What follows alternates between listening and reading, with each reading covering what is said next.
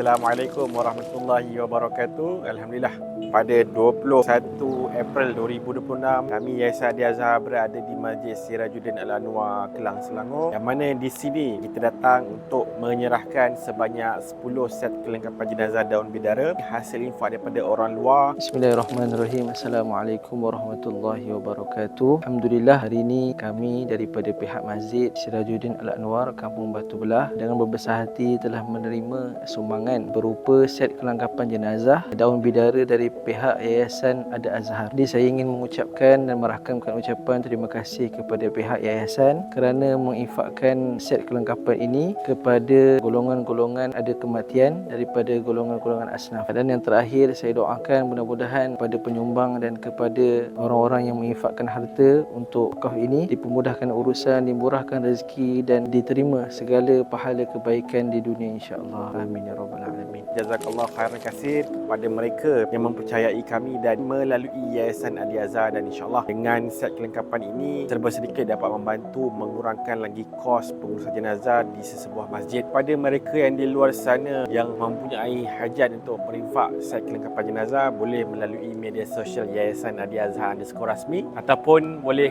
kontak nombor yang tertera di bawah. Assalamualaikum.